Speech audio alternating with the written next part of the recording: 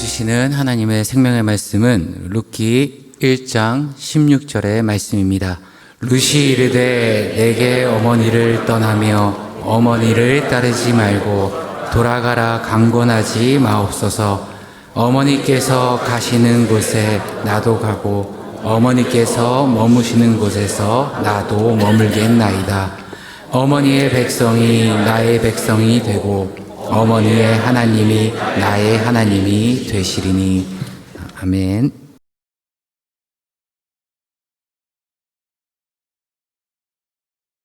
오늘은 사사기 20장과 21장, 룻기 1장의 말씀을 가지고 전혀 다른 사람들이라는 제목으로 하나님 말씀 증거하도록 하겠습니다. 20장은 이게 시체 조각을 받은 이스라엘의 각 지파 수장들이 이제는 미스바에 모여서 총회를 가지게 됩니다. 미스바는 이스라엘 역사상 되게 굉장히 유래가 깊은 장소인데요. 우리로 치면은 여의도 광장과 같은 개념이라고 생각하시면 좋을 것 같습니다. 민족적인 중요한 결의 사안을 모여서 함께 의결하는 장소, 거기가 미스바라고 보면 되는데, 이 미스바에 이스라엘 지파의 각 수장들이 모였습니다. 그리고 총회가 결과가 나왔는데 11개의 이스라엘 지파와 베냐민 지파 간에 이 내전이 발생하게 됩니다. 우리 사사기 20장을 함께 읽도록 하겠습니다. 이에 모든 이스라엘 자손이 단에서부터 브에세바까지와 길라 땅에서 나와 그 회중이 일제히 미스바에서 여호와 앞에 모였으니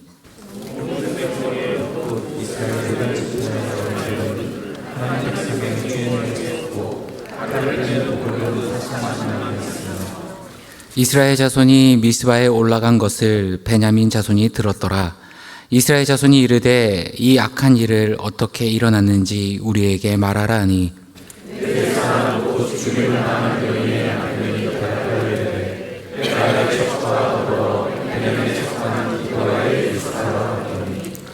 기브아 사람들이 나를 치러 일어나서 밤에 내가 묵고 있던 집을 에워싸고 나를 죽이려 하고 내 첩을 욕보여 그를 죽게 한지라.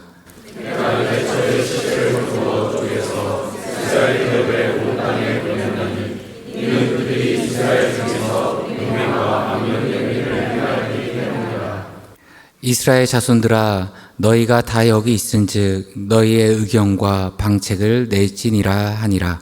모든 백성이 이제 일어나 이르되 우리가 한 사람도 자기 장하고 돌아가지 말며 한 사람도 자기 집으로 돌아가지 말고 우리가 이제 기브아 사람에게 이렇게 행하리니 곧 제비를 뽑아서 그들을 치되 우리가 이스라엘 모든 지파 중에서 100명의 10명, 1000명의 100명, 10,000명의 1000명과 그 백성을 위하여 당신을 주시려고 그들에게 베냐민의 기브아에 가서 그 무리가 이스라엘 중에서 아무리 된 일을 하나로 징계하여야 하느니라.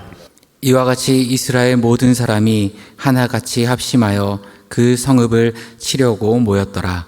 이스라엘 지파들이 베냐민 모든 지파의 사람들을 보내어 두루 다니며 이르기를 너희 중에서 생긴 이 악인이 어찌되냐.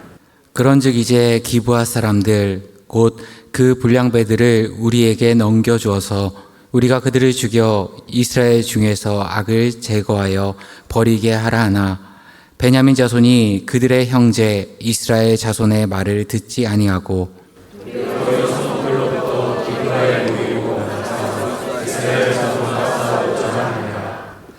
그때 그 성읍들로부터 나온 베냐민 자손의 수는 칼을 빼는 자가 모두 26,000명이요 그 외에 기브아 주민 중 택한 자가 700명인데 이 모든 백성 중에서 택한 700명은 다 왼손 자라. 물배로 독을 주면 조금도 틀림이 없는 자들이다.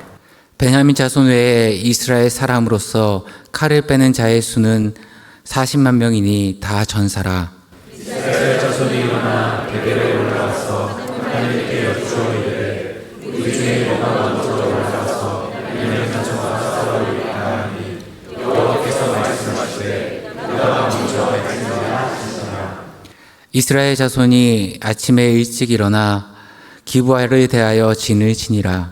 이스라엘 사람이 일어나 베냐민과 싸우려고 전략을 갖추고 기브아에서 그들과 싸우고자 하며 베냐민 자손이 기브아에서 나와서 당일에 이스라엘 사람 22,000명을 땅에 엎드려뜨렸으나 이스라엘 사람들이 스스로 용기를 내어 천천히 전열을 갖추어 그곳에서 다시 전열을 갖추라. 이스라엘 자손이 올라가 여호와 앞에서 저물도록 울며 여호와께 여쭈어 이르되 내가 다시 나아가서 내 형제 베냐민 자손과 싸우리이까 하니 여호와께서 말씀하시되 올라가서 치라 하시니라. 그 이튿날에 이스라엘 자손이 베냐민 자손을 치러 나가니 베냐민도 그 이튿날에 기브아에서 그들을 치러 나와서 다시 이스라엘 자손 18,000명을 땅에 엎드려뜨렸으니 다 칼을 빼는 자였더라.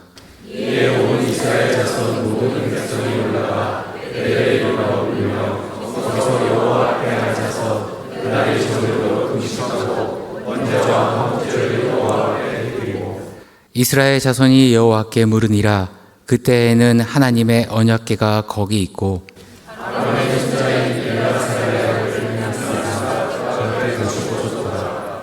이스라엘 자손이 여쭈기를 우리가 다시 나아가 내 형제 베냐민 자손과 싸우리이까 말리이까 하니 여호와께서 이르시되 올라가라. 내일 내가 그를 내 손에 넘겨주리라 하시니라. 이스라엘이 기브아 주위의 군사를 매복하니라.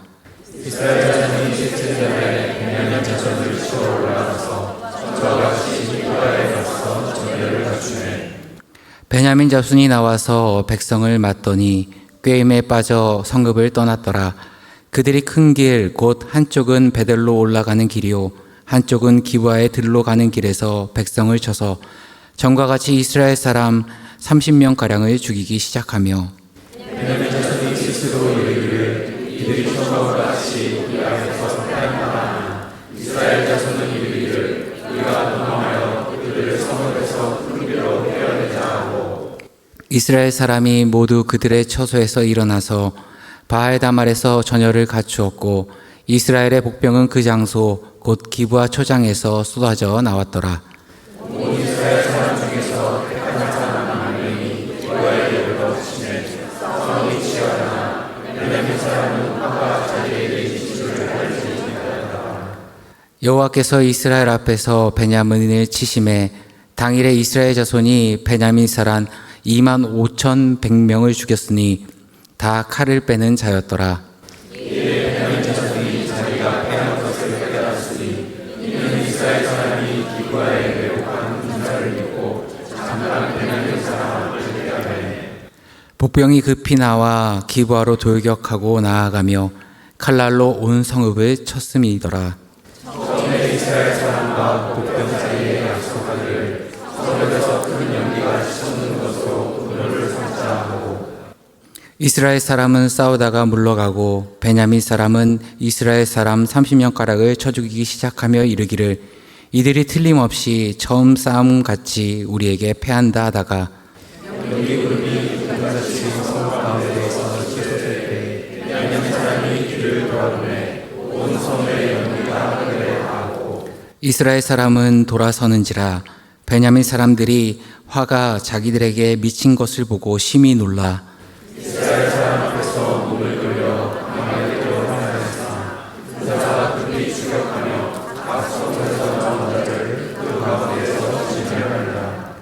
그들이 베냐민 사람을 애워싸고 기브아 앞 동쪽까지 추격하며 그 쉬는 곳에서 짓밟음에 베냐민 중에서 엎드러진 자가 18,000명이 다 용사더라.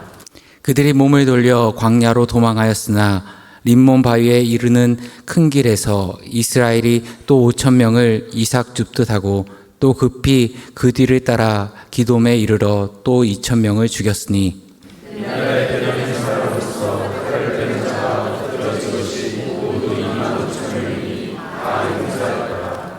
베냐민 사람 600명이 돌이켜 광야로 도망하여 림몬 바위에 이르러 거기에서 넉 달 동안을 지냈더라. 이스라엘 사람이 베냐민 자손에게 돌아와서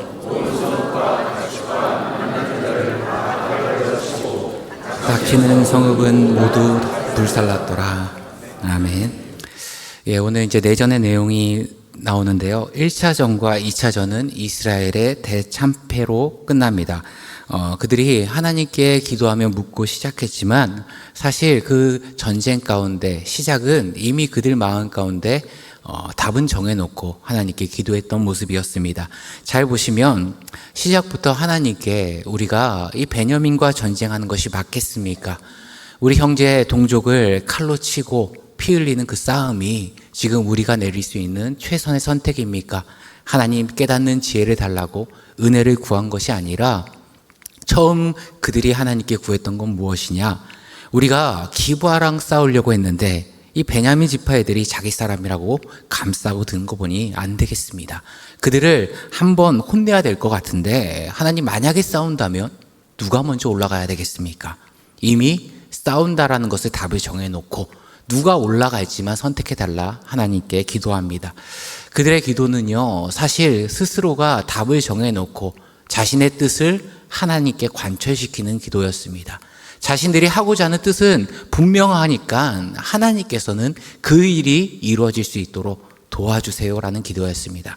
그렇게 어떻게 보면은 이것은 하나님께 구하며 하나님의 은혜의 소통이 이루어진 것이 아니라 철저하게 자신의 뜻만 이야기하는 일방적인 대화였다고 할 수 있습니다. 사사기 20장에서 이런 형제간의 칼부림이 기록됐고 결국에는 패한 21장 베냐민 지파의 후속 조치가 이루어지는데요. 21장을 함께 읽도록 하겠습니다. 이스라엘 사람들이 미스바에서 맹세하여 이르기를 우리 중에 누구든지 딸을 베냐민 사람에게 아내로 주지 아니하리라 하였더라.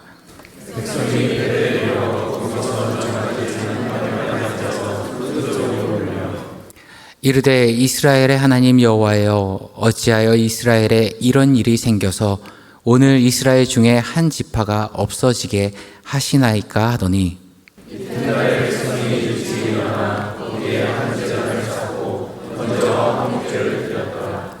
이스라엘 자손이 이르되 이스라엘 온 지파 중에 총회와 함께하여 여호와 앞에 올라오지 아니한 자가 누구냐 하니 이는 그들이 크게 맹세하기를 미스바에 와서 여호와 앞에 이르지 아니하는 자는 반드시 죽일 것이라 하였음이라.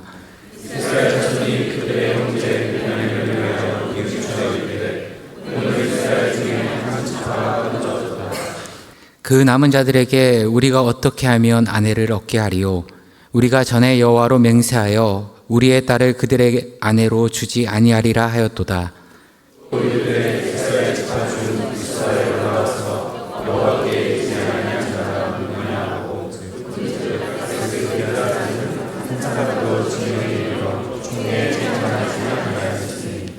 백성을 계수할 때 야베스 길라 주민이 하나도 거기 없음을 보았음이라.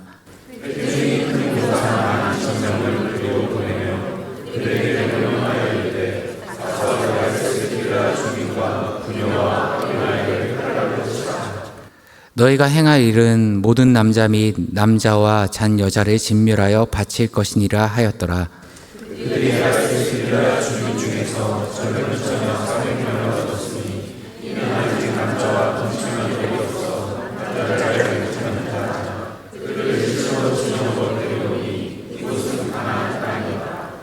온 회중이 림몬 바위에 있는 베냐민 자손에게 사람을 보내어 평화를 공포하게 하였더니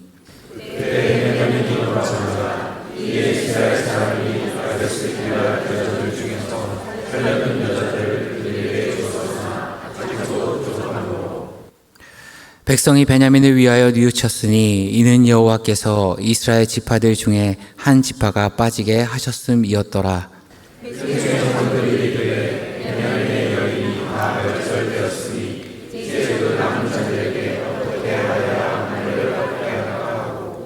또 이르되 베냐민 중 도망하여 살아남은 자에게 마땅히 기업이 있어야 하리니 그리하면 이스라엘 중에 한 지파가 사라짐이 없으리라.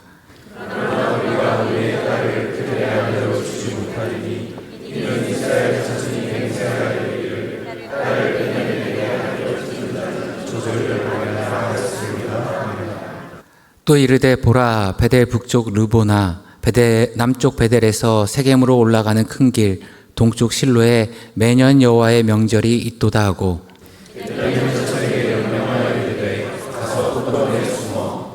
보다가 실로의 여자들이 춤을 추러 나오거든 너희는 포도원에서 나와서 실로의 딸 중에서 각각 하나를 붙들어 가지고 자기의 아내로 삼아 베냐민 땅으로 돌아가라.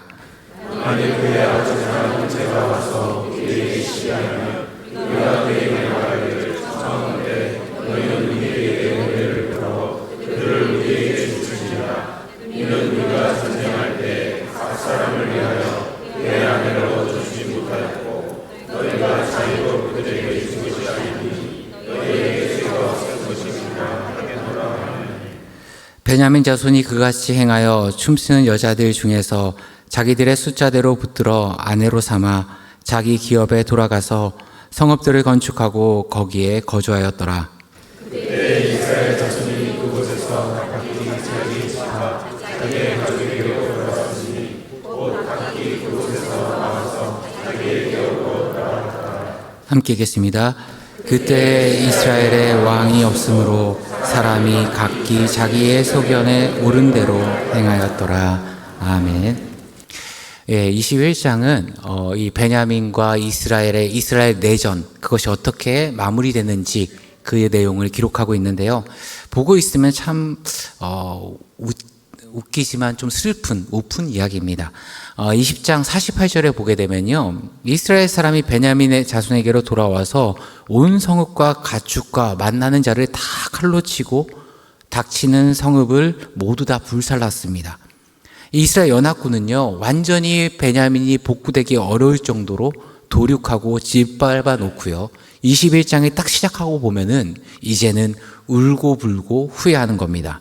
또 후회하면서 뭐라고 이야기합니까? 3절 같은 데 보면은 이스라엘의 하나님 여호와여, 어찌하여 이스라엘에 이런 일이 생겨서 오늘 이스라엘 중에 한 지파가 없어지게 하시나이까 하더니 하나님 때문에 이렇게 됐습니다. 하나님을 탓하고 있습니다. 하나님 도대체 왜 그러셨습니까? 자기네들이 전쟁하기로 결정해 놓고 그 문제를 가지고 이제는 하나님 왜 그러셨습니까? 모든 탓을 하나님께 돌립니다. 그러고 나름대로 베냐민을 구제할 방법을 찾는데요. 읽어보셨지만 1차적으로 베냐민과의 전쟁을 할 때 동조하지 않은 야베스 길르앗 사람들에 대한 보복을 통한 구제를 1차적으로 진행합니다. 그럼에도 불구하고 부족합니다. 그랬더니 이제는 실로의 처자들을 납치해서 인신매매하는 것으로 2차적인 구제안을 만듭니다. 잘 보세요. 보복살인을 저지르고 젊은 처자를 납치하고 임신매매하는 그들의 모습 속에서 이 전쟁이 맨 처음에 시작됐던 그 레위인의 첩을 능욕하고 죽였던 기브앗 사람들의 잔인함이 이들에게도 그대로 보이지 않습니까? 하나님의 자녀들이 왜 이렇게까지나 도덕적, 신앙적으로 변질되고 황폐화됐을까? 그것에 대해 사사기 저자는 마지막 절에 그 답을 명확하게 기록하죠. 그때 이스라엘에 왕이 없으므로 사람이 각기 자기의 소견에 옳은 대로 행하였더라. 이스라엘의 참 왕이신 하나님이 계셨건만 그들은 자신의 모든 삶의 신앙과 형태에서 하나님이 왕 되심이 없었다라는 겁니다. 스스로가 왕 돼서 결정했다는 겁니다. 성경은요, 이런 사사기 시대에 왕이 하나님에도 불구하고 하나님의 통치하심이 드러나지 않은 시대 가운데 이스라엘 백성이 얼마나 신앙적으로 황폐해졌는지를 보여주는 동시에 또 뭘 보여줍니까? 이제는 사사기 바로 다음인 룻기를 통해 비록 이방인이지만, 동일한 시대에 살아가던 비록 이방인이지만 하나님을 주인으로 왕으로 삼는 한 여인이 있었음을 조명합니다. 이제 우리가 룻기 1장을 통독하겠습니다. 사사들이 치리하던 때에 그 땅에 흉년이 드니라. 유다 베들레헴의 한 사람이 그의 아내와 두 아들을 데리고 모압 지방에 가서 거류하였는데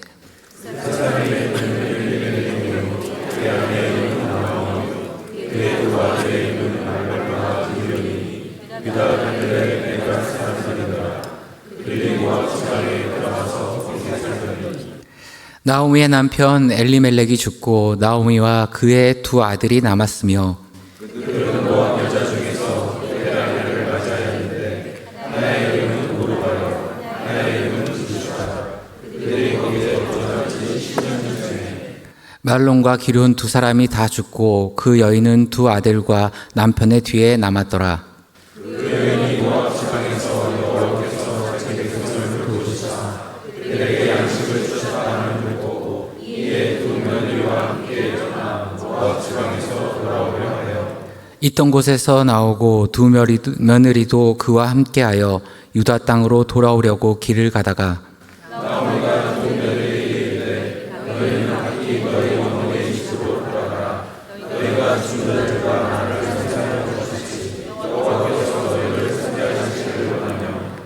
여호와께서 너희에게 허락하사 각기 남편의 집에서 위로를 받게 하시기를 원하노라 하고 그들에게 입맞춤에 그들이 소리를 높여 울며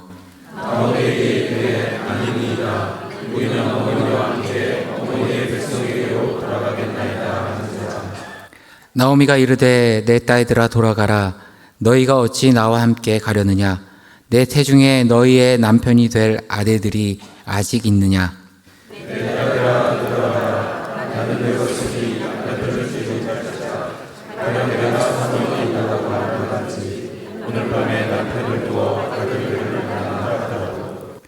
너희가 어찌 그들이 자라기를 기다리겠으며 어찌 남편 없이 지내겠다고 결심하겠느냐? 내 딸들아 그렇지 아니하니라. 여호와의 손이 나를 치셨으므로 나는 너희로 말미암아 더욱 마음이 아프도다 하매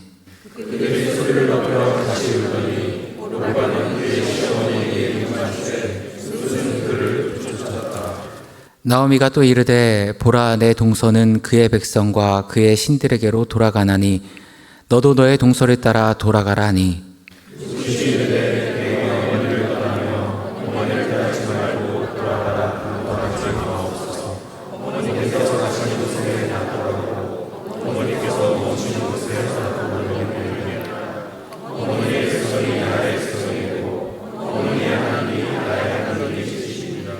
어머니께서 죽으시는 곳에서 나도 죽어 거기 묻힐 것이라.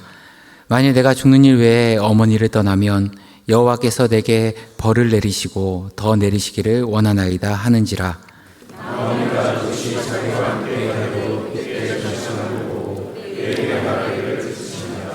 이에 그 두 사람이 베들레헴까지 갔더라. 베들레헴에 이를 때에 온 성읍이 그들로 말미암아 떠들며 이르기를 이가 나오미냐 하는지라.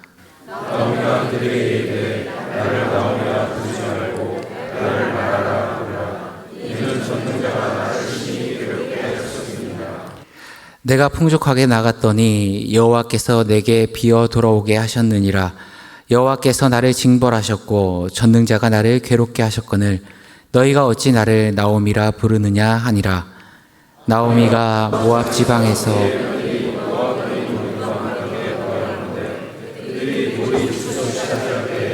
베들레헴에 이르렀더라. 아멘.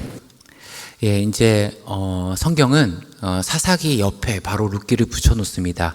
동일한 시대이기도 하고요. 이 두 시대에 극명하게 보여주는 하나님의 백성들의 모습과 그 가운데 정말 하나님을 왕으로 섬기는 한 여인의 모습을 대조시켜 줍니다. 오늘 이 나오미의 가정이 기근 때문에 모압으로 이주했고 다시금 이스라엘 땅으로 돌아오게 되는 그 경위와 여정을 1장에서 다루고 있는데요. 참 재밌는 것이 오는 과정 가운데 나오미와 룻의 대화입니다. 오늘 나오미가 며느리 룻에게 뭐라고 이야기하냐? 돌아가라 이야기합니다. 그런데 그 돌아가라고 말하는 그 논리가 뭐냐면 오르바처럼 돌아가라는 겁니다. 내 동서 오르바처럼 떠나라. 오르바가 돌아갔던 것처럼 마찬가지로 너도 이제 니네 고향으로 돌아가라. 오르바도 집에 가지 않았냐? 그러면은 너도 이제는 내 상객이 찾아가라. 그렇게 이야기하는 겁니다. 잘 보세요. 우리가 믿음을 가지고 신앙을 가지고 인생을 살아가고 믿음의 길을 걸어가고자 할 때요. 세상이 우리를 압박하는 최고의 논리는 뭔지 아십니까? 누구누구처럼 해랍니다. 오르바처럼 해라. 오르바도 며느리고 너도 며느리 아니냐. 오르바도 가는데 너는 굳이 왜 나를 따라오려 하느냐.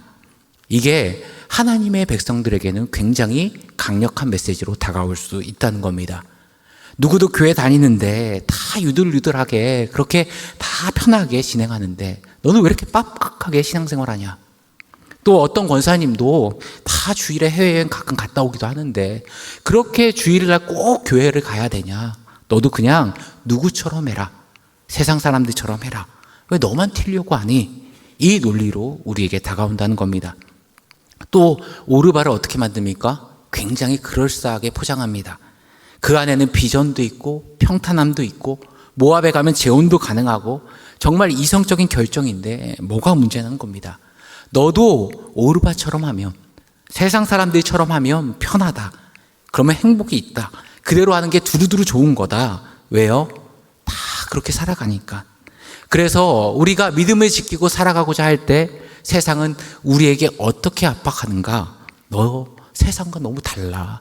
우리의 다름에 부담을 주고 믿음과 신앙을 지키는 것이 굉장히 미련한 것처럼 보이게 만들어버립니다. 때로는 이런 직접적인 말이 아니어도 분위기로, 눈치로 압박할 때가 있죠. 오늘 성경이 직접적인 기록은 하진 않고 있지만 그래도 이 대화 가운데 좀 느껴지는 게 있지 않습니까? 나오미와 루카의 대화 가운데 미묘한 심리적인 압박이 좀 존재합니다. 이 나오미가 다시금 고향에 돌아갈 때 그 마음에는 어떤 마음이 간절했겠습니까? 금이환영은 아니더라도요, 그냥 내가 모압 가서 실패한 과거들을 다 덮고 숨기고 싶었을 겁니다. 그런데 지금 자기가 돌아가는데 떡하니 모압 며느리, 외국인 며느리를 고향에 데리고 가면요, 굳이 자기의 과거사를 이야기하지 않아도 사람들은 이미 다 추론하고 그 내용에 대해서 이야기할 겁니다. 그냥 자기 혼자 돌아가면 조용히 아무 말 안 하고 가만히 있으면은 그 일들이 드러날 일이 그렇게 많지는 않죠. 그런데 루시라는 외국인 며느리가 함께 돌아가는 순간 그 모든 게 불가능해집니다. 직접적으로 떠나라, 너 때문에 안 된다, 이런 얘기는 하진 않았지만 그 마음 가운데도 그런 부담스러움이 존재했을 겁니다. 사실 요즘 시대에 직접적으로 우리를 막 압박한 사람은 많지 않습니다. 하지만 가장 많은 유형이 뭐냐? 이렇게 보이지 않는, 그냥 드러나긴 하지만 표현하지 않는 눈치, 그 사람들의 표정들이 우리의 믿음을 지킬 때 압박이 될 수 있습니다. 내가 믿음을 지키고자 할 때 그 우리의 모습을 가지고 불편해 여기는 사람들의 표정, 또 그 가운데서 꼭 이렇게까지 해야 돼 질문하는 사람들의 말 한마디, 그게 우리에게는 큰 무거운 압박으로 다가올 수 있다는 겁니다. 그럴 때 우리가 어떻게 반응하는 것이 옳은 반응인가? 오늘 룻이 우리에게 잘 보여주고 있다고 생각합니다. 일일이 그 문제에 대해서 다 대응할 필요 없다라는 겁니다. 오히려 단순하고 명확한 말 한마디면 충분하다는 겁니다. 나의 신앙적 이유 때문에 그렇습니다. 나는 하나님의 백성이라서 그렇습니다. 확고하고 단호한 그 한마디면 더 이상 아무 말도 못한다는 것입니다. 오늘 16절에 나오미가 그렇게 보낼 때 뭐라고 이야기합니까? 룻이 이르되 내게 어머니를 떠나며 어머니를 따르지 말고 돌아가라, 강권하지 마옵소서.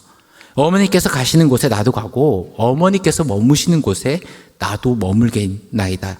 여기까지는 일상적인 얘기죠. 그리고 그 다음에 핵심이 나옵니다. 어머니의 백성이 나의 백성이 되고 어머니의 하나님이 나의 하나님이 되시리니. 어머니의 백성이 나의 백성이 됩니다. 이 얘기는 뭐냐면 나는 이제 이스라엘 공동체 가운데 들어갈 겁니다. 어머니의 하나님이 나의 하나님이 되십니다. 나는 이제 하나님 믿는 백성으로 살아갈 겁니다. 내가 하나님 때문에 그 땅 가운데 가길 원하는 거지 어머니 때문이 아닙니다라고 이야기하는 겁니다. 그러면서 뭐라고 이야기합니까? 17절에 보면 어머니가 죽어서 묻히는 곳에 나도 묻히겠습니다. 무슨 얘기예요? 저는 죽어도 가겠습니다. 그 얘기를 하는 겁니다. 우리도 마찬가지입니다. 세상 가운데 믿음으로 살려고 할 때 사람들은 우리의 믿음을 압박합니다. 왜 그렇게 세상과 다르게 살아가냐? 우리에게 이야기할 때가 있습니다. 또 눈치 줄 때도 있죠. 왜 그렇게 힘들게 신앙생활 하냐? 왜 하루 종일 교회에 있냐? 왜 식당에서 그 고생을 하고 있냐? 왜 11조는 왜 드리냐? 그런 압박과 부담이 다가올 때마다 그거를 우리가 일일이 믿음 가지고 신앙 가지고 이걸 설명한다고 하면요, 설득도 안 되고요, 설명도 안 됩니다. 오히려 어떻게 하는 게 맞습니까? 나의 단호한 신앙의 믿음의 고백으로 선포하는 것이 맞습니다. 내 신앙 때문이야. 내 믿음 때문이야. 내가 하나님의 백성이라서 나 이렇게 살기를 원해. 내 분명한 믿음의 고백을 하면 더 이상 그것에 대해서 이야기 안 한다는 것입니다. 오늘 18절이 그 내용이죠.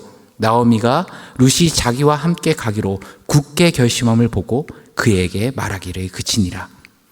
이 한 주간 살아갈 때 우리의 믿음을 지키고 우리의 신앙을 지키고 살아가고자 할 때 주변의 세상의 소리들이 우리에게 다가오고 우리의 믿음을 압박할 때가 있습니다. 그럴 때 어떻게 해야 됩니까? 내 믿음 때문이야. 내가 가진 신앙 때문이야. 내가 하나님의 자녀로서 살아가고자 하는 내 인생의 기준이 있고 이게 내 신념이야.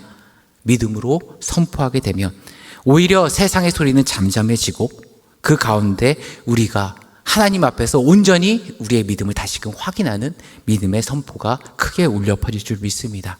이 한 주간 살아갈 때 하나님을 향한 우리의 믿음으로 세상의 모든 유혹의 소리를 물리치시는 사랑하는 성도님 되기를 간절히 축원합니다. 함께 기도하겠습니다.